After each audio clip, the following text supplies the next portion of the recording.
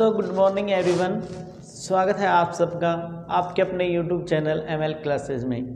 तो देखिए, आज अपन मैथ का सेशन लेके आए हैं जिसके अंदर अपनी लक्ष्य सीरीज चल रही थी और मैथ में भी अपना 9वां मॉक टेस्ट शुरू कर दिया है, जिसके अंदर इससे पहले जो भी 8 मॉक टेस्ट हुए हैं, आशा करता हूं कि वो आपने देख लिए होंगे और उनमें आपको आज मेरे को एक अच्छा सपोर्ट भी मिला था, अच्छे व्यूज़ आए और अच्छा वॉच टाइम भी आया कि आपने उसको कंप्लीट देखा। और आपको देखना भी चाहिए, क्योंकि जो भी अपन कर रहे हैं ना वो ओनली अपने फ्यूचर के लिए कर रहे हैं, जो भी अपना भविष्य है उसको निर्धारित करने के लिए। तो आपको है ना जो कंटेंट तो आपको देखना ही पड़ेगा, ठीक है।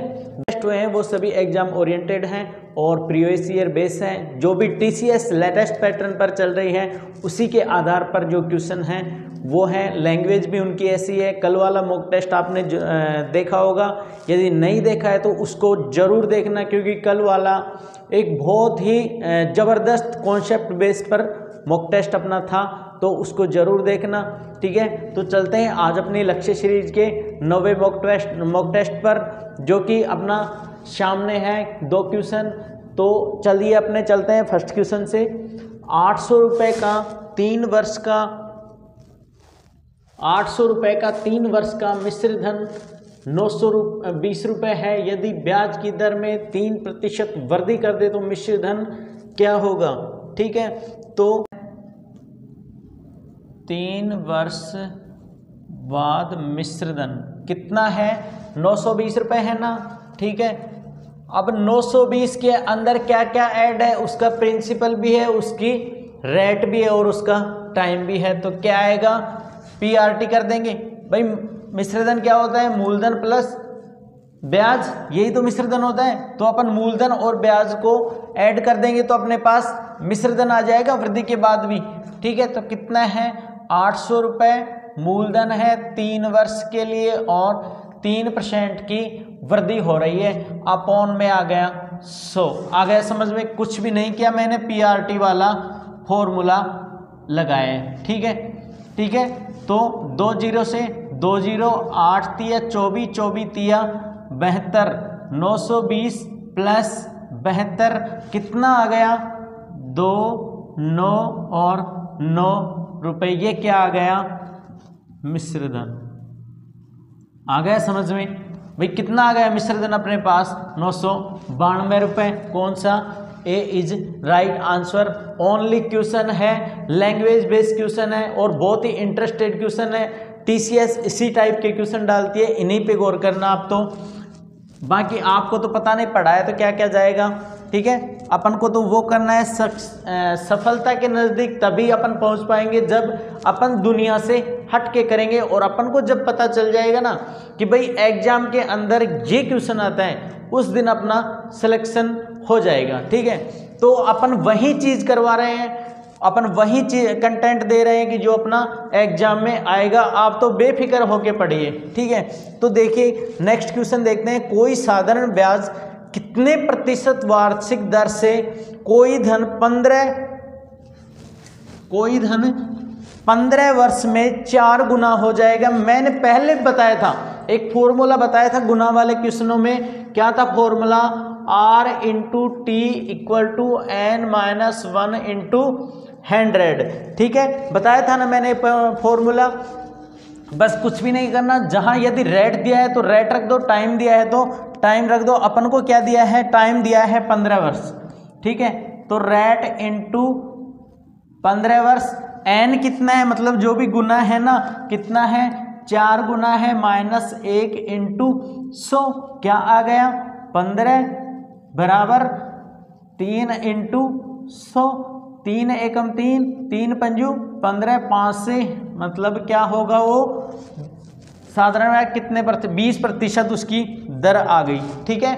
आ गया समझ में, बिल्कुल। ये भी एग्जाम ओरिएंटेड क्वेश्चन है, इसी टाइप का क्वेश्चन आएगा। आप तो बेफिक्र होके कंटेंट पूरा देखना, मतलब फर्स्ट क्वेश्चन से 20 क्वेश्चन तक देखना। और जब से मैंने शुरू किया है ना, और जब तक आपका एग्जाम हो वहां तक देखना, आपको कितना आपका जो स्कोर है वो आपको वर्दी होता हुआ अपने आप ही पता चलेगा। मैं ये नहीं बोल रहा किसी और की मत देखो, सभी टीचरों की देखो जहाँ पे आपको समझ में आता है, लेकिन वहाँ देखो जो आपके एग्जाम के प्रीवियस ईयर बेस्ड क्वेश्चन पे, ठीक है। ऐसे नहीं कि भाई मैं CGL लेवल करवा रहा हूँ, ऐसा कुछ नहीं है। अपना मॉक टेस्ट के आधार पर, प्रीवियस ईयर बेस के आधार पर ही अपन ने क्वेश्चन तैयार किए हैं, ठीक है। तो चलिए नेक्स्ट क्वेश्चन पर। एक वर्गाकार घास के मैदान जिसके चारों कोनों पर 4 गायें बंधी हुई हैं जो अपने अपने क्षेत्र में ही घास चर सकती हैं, तो उनके द्वारा न चरने वाली घास का क्षेत्रफल क्या होगा यदि मैदान की लंबाई 12.6 मीटर है, ठीक है। अब देखिए कोई घास का मैदान है, ठीक है, ये मानो घास का मैदान है, ठीक है। यहाँ पे गायें चर ली, ये चर ली, ये चर ली, चारों कोनों पर बंधी हुई हैं, ठीक है। अब अपन से ये जो एरिया है ना, इसका अपन को इसका एरिया पूछा है। जब भी अपन को वर्ग दे दे, ठीक है, या फिर वृत्त दे दे, कभी भी दे, एक चीज आप ध्यान रखना, क्या 6/7 इंटू रेट का स्क्वायर, ठीक है। अब रेट कहाँ पे आ गई, जबकि अपन को लंबाई 12.6 दी है, ठीक है। तो लंबाई कितनी दी है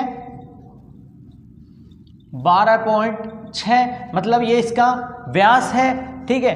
तो व्यास त्रिज्या का दुगना होता है, तो 12/6/2 कितना आ गया 6.3 मीटर, ठीक है। ये क्या आ गई अपनी रेडियस आ गई, ठीक है। तो 6/7 गुणा r² कितना होगा, r कितनी है 6.3 गुणा 6.3, ठीक है। अब देखिए 7 नाम 63, ठीक है। तो कितना आ गया 9 × 27, 7 7 × 42, 6 गुणा 0.9 गुणा 6.3 कितना आ गया भाई, 2 के बाद 9 × 27, 2 0, ठीक। कितनों के बाद एक और 2 के बाद अपन पॉइंट लगा देंगे, क्या आ गया मीटर स्क्वायर, ठीक है, 34.02, ठीक है। कितना इजी कॉन्सेप्ट है, आप तो बस याद रखना, जब भी अपन को गाय का बिना चरा हुआ क्षेत्रफल निकलवाए ना, तो आंख बंद करके 6/7 इंटू r² कर देना, अपना आंसर आ जाएगा। अब देखिए क्या है, 4th क्वेश्चन है, किसी वृत्त का क्षेत्रफल 154 मीटर स्क्वायर है, तो वृत्त का व्यास बताओ। क्या बोल रहा है 154, वृत्त का क्षेत्रफल क्या होता है, ठीक है, वृत्त का क्षेत्रफल क्या होता है πr² होता है, ठीक है। अब क्या अपन को वृत्त का क्षेत्रफल दिया हुआ है 154 मीटर, तो वृत्त का व्यास पूछ रहा है, ठीक है। अब अपन को पता हो कि व्यास है ना त्रिज्या का 2 गुना होता है, तो अपन को पाई का मान तो 22/7 दे दिया, इंटू r² अपन को पता नहीं है, तो अपन क्या करेंगे r² का पता करेंगे, तो 154/22, ठीक है, इंटू 7, 22 अंत 154, कितना आ गया r² 49 आ गया ना, तो r निकालेंगे तो 49 का स्क्वायर, r कितना आ गया 7 आ गया। अपन से क्या पूछा है व्यास बताओ, तो व्यास है ना, व्यास 2 गुणा त्रिज्या, मतलब त्रिज्या का दुगुना होता है, तो अपन 2 गुणा 7 बराबर 14 मीटर अपना व्यास आ गया, ठीक है। चलते हैं नेक्स्ट क्वेश्चन पर। क्या है सिंप्लीफिकेशन से, जिसके अंदर क्या बोल रहे हैं 18 डिवाइडेड 10 माइनस 4 प्लस 32, ठीक है। फिर भाग दे रहा है, ब्रैकेट बंद,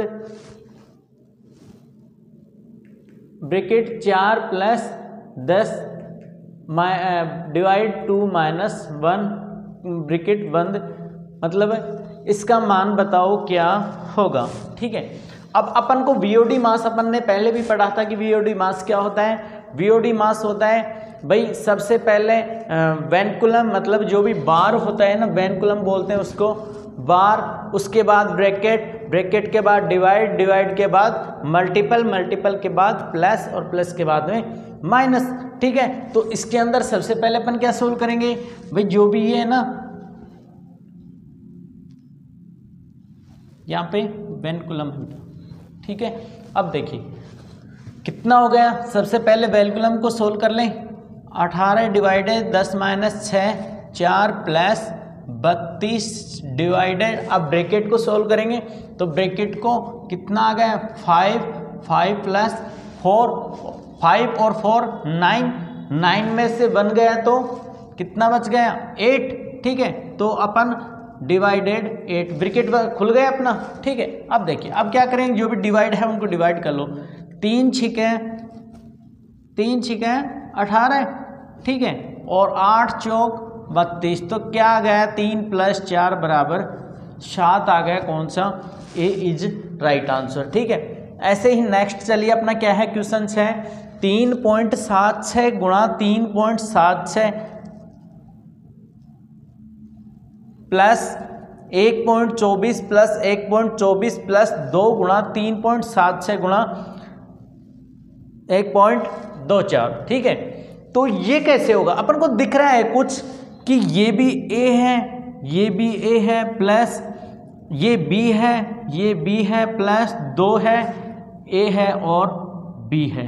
ठीक है, अब देखिए क्या बन रहा है अपना formula, a square plus b square plus 2ab। इसको अपन क्या लिखते हैं, a square plus b square, a plus b, sorry square नहीं। ठीक है, a प्लस b को अपन खोलेंगे तो क्या आएगा a square plus b square. तो क्या आ गया, a क्या है अपने पास 3.76 प्लस b क्या है 1.24, कितना आ गया भाई 76 और 24 100 हो गए। ठीक है, 3 और 4 1 5, मतलब ये पॉइंट के बाद है तो क्या आ गया अपने पास 5 आ गए ना, 5 आ गए ना, सॉरी स्क्वायर। ठीक है, तो 5 का स्क्वायर क्या होगा, 5 का स्क्वायर क्या होगा 25 होगा ना, तो क्या आ गया अपना ए इज राइट आंसर। चलते हैं नेक्स्ट क्वेश्चन। 276 बाई 204 वर्ग सेमी के कमरे में फर्श में वर्गाकार टाइलें कम से कम कितनी लगेंगी। जब भी अपन से कमरे में फर्श का या फिर जो भी छत का किसी का भी क्षेत्रफल दे और उसमें टाइलों की संख्या निकलाए कम से कम बोले ना, तो इसका क्या निकलेगा HCF निकलेगा। ठीक है, इन दोनों का HCF क्या आएगा, दोनों का HCF कितना आएगा 12 आएगा। ठीक है, अब क्या बोल रहे हैं कि टाइलों की संख्या पूछ रहा है ना, तो टाइलों की संख्या क्या करें, कैसे निकालते हैं अपन, टाइलों की संख्या बराबर कमरे या फर्श का क्षेत्रफल, कमरे या फर्श का क्षेत्रफल अपॉन टाइल का क्षेत्रफल, टाइल का क्षेत्रफल। ठीक है, अब अपन को कमरे का क्षेत्रफल क्या दे रखा है 276 गुणा 204 बटे 12 गुणा 12। ठीक है, तो काट दो इसको, 12 दूनी 24, 12 ती 36, 12 एकम 12, 12 संत्या 84। अब देखिए 7 × 21, एक कौन से का यूनिट डिजिट आ रहा है 391। ठीक है, तो अपना आंसर क्या आ गया 391 इज राइट आंसर। ठीक है, इसको मल्टीपल कर लेना, 23 और 17 को मल्टीपल करेंगे तो 391 आएगा। ठीक है, चलते हैं नेक्स्ट क्वेश्चन पर। वह छोटी से छोटी संख्या क्या है जिसमें 16, 18, 20 और 25 से भाग देने पर प्रत्येक दशा में 4 शेष बचता है। इसमें क्या करेंगे कि इसका है ना, जो अपन सबसे पहले एलसीएम निकाल लेंगे इसका। ठीक है, एलसीएम निकालना आता है ना, मतलब वह संख्या जो सभी से बड़ी संख्या जो सभी से डिविजिबल हो जाए, तो इसका क्या आएगा 3600 एलसीएम आएगा। ठीक है, तो वह संख्या कितनी है 3600 नहीं है, भाग देने पर प्रत्येक दशा में 4 शेष बचे, मतलब 4 अधिक होगी, एलसीएम से 4 अधिक तो कितना आ गया 3604, मतलब बी इज राइट आंसर। ठीक है, चलते हैं नेक्स्ट क्वेश्चन पर। देखिए 9th क्वेश्चन है कि एक कक्षा में 100 विद्यार्थियों के औसत अंक 30 हैं। यदि पास छात्रों के औसत अंक 35 तथा फेल छात्रों के औसत अंक 15 हों तो उस परीक्षा में पास होने वाले छात्रों की संख्या क्या होगी। इसको अपन इस टाइप के जब भी आपको क्वेश्चन मिले तो आप सिर्फ एक ही चीज़ यूज करना, आप एलिगेशन, ठीक है। तो ये तो हो गया पास और ये क्या हो गया फेल, ठीक है। तो क्या आ गया, पास का कितना है 35 है और फेल का कितना है 15 और कुल कितना है 30, ठीक है। कितना आ गया 5 और 15, 5 एकम 5, 5 3 15, 3:1 आ गया भाई। 3 + 1 का मान कितना 4 है और 4 का मान कितना दे रखा है अपन को 25, 100, ठीक है। तो 1 का मान कितना आएगा 100/4 बराबर 25, ठीक है। अब एक रेशियो का मान अपने ये मतलब 25 है तो ये कितने होंगे 75। क्या बोल रहा है पास होने वाले कौन से हैं, यही तो है पास होने वाले, तो 25 ही है, 75 बी इज राइट आंसर, ठीक है। 10 क्वेश्चन है 1 से 50 तक की विषम संख्याओं का औसत क्या होगा। जब भी अपन को विषम संख्याएं पूछे तो क्या होगा n-1/2, ठीक है। तो n कितना है, ठीक है 49 + 1/2 कितना आ गया 50/2, कितनी आ गई n बराबर 25। कितनी औसत संख्याएं आएंगी 25। ए इज 2/7 का कितने प्रतिशत 1/35 है 2/7 गुणा कितने प्रतिशत x/100 बराबर कितना है 1/35 है ना, ठीक है 1/35 है, ठीक है। तो काट दें अपन 7 एकम 7, 7 पंजू 35, 5 एकम 5, 5 से 20, 2 से कितना कट गया 10%। कौन सा आ गया ए इज राइट आंसर। चलते हैं नेक्स्ट क्वेश्चन पर। 12वें अंसारी 10% के लाभ पर चाय बेचता है लेकिन वह तौलते समय 20% कम तौलता है तो उसका कुल मूल्य कितना होगा, ठीक है। माना कि चाय 1000 ग्राम थी, ठीक है। तो वह उसके 10% पर बेचेगा तो 1000 रुपये की ही बेचेगा, ठीक है। अगर समझ में, अब क्या बोल रहा है कि वह उसके 10% लाभ पर बेचता है, तो 10% के लाभ पर बेचता है तो ये तो 1000 ही रहेगी, ठीक है। 10% लाभ मतलब 100 रुपये और बढ़ जाएगा, कितना हो गया 1100 हो गया ना, ठीक है। और क्या बोल रहा है अब कि वह तोलते समय 20% और भी कम तोलता है, इसमें भी गड़बड़ कर रहा है। तो कितना 20% कम तोलेगा तो कितना तोलेगा 800 ग्राम और पैसे कितने लेगा 1100, ठीक है। कितनी गड़बड़ी कर रहा है 300 की कितने पर 800 पर कितने प्रतिशत, ठीक है। 8 3 24, ठीक है। कितने 6 8 7 56 37.5 ए इज राइट आंसर, ठीक है। आ गए समझ में, आ गए ना। चलिए, किसी घड़ी का विक्रय मूल्य उस घड़ी के क्रय मूल्य का 50% है, ठीक है। तो बताओ क्रय मूल्य विक्रय मूल्य का कितना प्रतिशत है, ठीक है। CP और SP, ठीक है। क्रय मूल्य का 50% है मतलब क्रय मूल्य 50 की फ्रैक्शन वैल्यू लिख लो ना आप, 1/2 होती है। यदि क्रय मूल्य 2 रुपये है तो विक्रय मूल्य कितना होगा 1 रुपये होगा ना, ठीक है। तो क्रय मूल्य 2 रुपये तो विक्रय मूल्य 1 रुपये होगा। क्रय मूल्य विक्रय मूल्य का कितना प्रतिशत है, तो क्रय मूल्य विक्रय मूल्य का कितना प्रतिशत है, तो कितना आ गया 200%। डी इज राइट आंसर, ठीक है। चलते हैं नेक्स्ट क्वेश्चन। क्वेश्चन 16 है, यदि 2a बराबर 3b हो तो 5a + 3b बटे 5a - 3b का मान बताओ। कुछ भी नहीं करना, सबसे पहले अपन को क्या दे रखा है 2a बराबर किसके है 3b के, ठीक है। तो ये इनके रिवर्स होता है, ठीक है। तो a कितना हो गया 3 और b कितना हो गया 2। जहाँ जहाँ a और b का मान दे रखा है वैल्यू रख दो और आंसर आ जाएगा, ठीक है। क्या है 5a 5 गुणा 3 प्लस 3 गुणा 2, ठीक है, बटे 5a 5 गुणा 3 माइनस है और 3 गुणा 2 कितना आ गया 5 3 15 प्लस 6 बटे 15 माइनस 6, 15 और 6 21 और 6 15 में से 6 गए तो 15 में से 6 गए तो 9, ठीक है, 3 से काट लो, 3 7 21 और 3 तिया 9। अब थोड़ी कट रहा है 3 बटे 7 बटे 3, 3 बटे 7 गलत गलत, सी इज राइट आंसर, ठीक है। ऐसे ही अपन नेक्स्ट को कर लें। 17 को ए और बी की पूंजी का अनुपात किसी व्यापार में 5:4 है। यदि पूरे वर्ष में ए को 20,000 रुपये के लाभ के रूप में मिले तो बताओ दोनों को कुल मिलाकर कितना लाभ हुआ, ठीक है।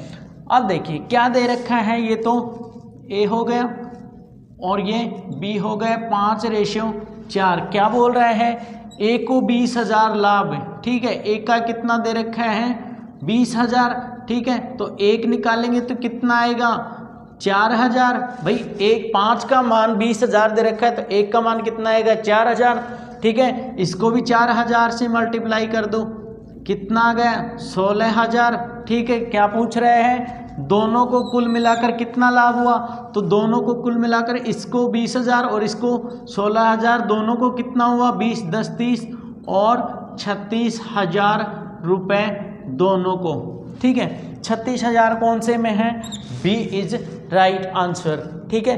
अब देखिए नेक्स्ट क्वेश्चन, 18वां क्वेश्चन है 10 वर्ष पहले राम की आय श्याम की आय से आधी थी। यदि उनकी वर्तमान आयु का अनुपात 3:4 है तो उनकी वर्तमान आयु का योग क्या होगा, ठीक है।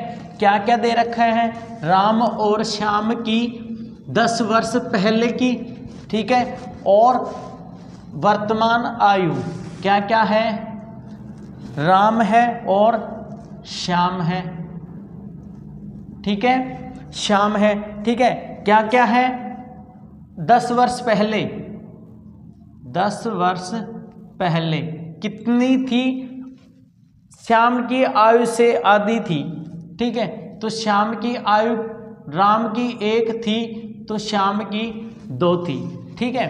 अब वर्तमान कितनी दे रखी है, वर्तमान है 3:4, अनुपात का अंतर कितना आ रहा है 2 का और साल का अंतर कितना है 10 का, ठीक है। 1 अनुपात का मान 5 है, क्या बोल रहा है, उसकी वर्तमान आयु का योग, उनकी वर्तमान आयु का योग मतलब दोनों की वर्तमान आयु का रेशियो कौन सा है, ये है, तो इसको 5 से मल्टीप्लाई कर दो 15 हो गई और इसकी 5 से मल्टीप्लाई किया तो 20 हो गई। दोनों का अनुपातों का योग पूछ रहा है तो कितना हो गया 35 वर्ष, क्या आ गया, सी इज राइट आंसर, ठीक है। चलते हैं नेक्स्ट क्वेश्चन पर। देखिए 19वां क्वेश्चन है, एक नल ए और बी किसी हौज को क्रम से 30 घंटे व 45 घंटे में भर सकते हैं। जब दोनों नल खोल दिए जाएं तो हौज कितने समय में भरेगा, ठीक है। ये नल वाले हैं ए और ये बी नल है, दोनों भर रहे हैं, ठीक है। तो ये 30 घंटे में भर रहा है, ये 45 घंटे में भर रहा है, कितना आएगा 90, ठीक है। 30 तिया 90, 45 दूनी 90, दोनों की क्षमता कितनी आ गई 3 और 2 आ गई, ठीक है। कुल काम कितना हो गया a + b बराबर 5 हो गया भाई, ठीक है। 5 किसके बराबर है 90 के, बोल रहा है कि हौज कितने समय में भर रहा है कुल, तो 90/5 बराबर 18 हावर, मतलब 18 घंटे, गलत, बी इज राइट आंसर, ठीक है। अब अगली चलते हैं, आज का लास्ट क्वेश्चन देखिए क्या है। 82 किलोमीटर पर आवर की गति से चलती हुई एक रेलगाड़ी जिसकी लंबाई 200 मीटर है, एक समांतर पटरी पर विपरीत दिशा में 80 किलोमीटर पर आवर की चाल से आती हुई 125 मीटर लंबी दूसरी रेलगाड़ी को कितने सेकंड में पार करेगी। देखिए, जब भी मतलब विपरीत दिशा में आते हैं ना, तो हमेशा चालें लंबाई जुड़ती है। ठीक है, तो क्या आ गया, चाल भी जुड़ेगी और लंबाई है ही 100 मीटर है और 200 मीटर है, तो क्या आ गया 100 प्लस 125। ठीक है, चाल क्या दे रखे, ये तो क्या होगा अपन को डी अपॉन टी, समय वो D upon speed S, time निकालना है अपन को। ठीक है, स्पीड कितनी है, फर्स्ट की कितनी है 82 किलोमीटर पर आवर है और दूसरी की 80 किलोमीटर पर आवर है, तो ये भी विपरीत साइडें आ रही है ना, तो चाल जुड़ेगी। ठीक है, किलोमीटर पर आवर में है, लेकिन अपन से पूछ क्या रहा है, सेकंड में पूछ रहा है, तो चाल को क्या करेंगे 18/5 से डिवाइड करेंगे। ठीक है, गुणा करेंगे। ठीक है, अब क्या होगा 100 और 25 कितने हो गए 225 हो गए ना, 225 बटे 82 और 80 2 162 गुणा, अब देखिए 5 ऊपर चला जाएगा ना, 5 सॉरी यहाँ पे नहीं आएगा ये। ठीक है, यहाँ पे कर लो, इसको अपन को सेकंड में निकालना है, तो क्या आएगा 18/5। ठीक है, अब देखिए क्या होगा, काट दो इसको, 9 एकम 9, 9 अंट्या 72। ठीक है, 9 दूनी 18, 9 से कट गया, 5 से 25 बराबर 5 चौक 20 55 25, 9 एकम 9, 9 पंजू 45, क्या आ गया 5 सेकंड आ गई, 5 सेकंड। ठीक है, आशा करता हूं कि आपके सेशन पसंद आया होगा, यदि पसंद आया है तो लाइक करना और शेयर भी करवाना और ज़्यादा से ज़्यादा अपने मित्रों से सेंड करना इसको, और उनको भी ताकि आपकी उनकी पता चल सके कि भाई मेरी तैयारी कितनी चल रही है। ठीक है, आज के लिए इतना ही काफ़ी, मिलते हैं मॉक टेस्ट 10 में कल लक्ष्य सीरीज के में। ठीक है, all the best, bye bye, take care.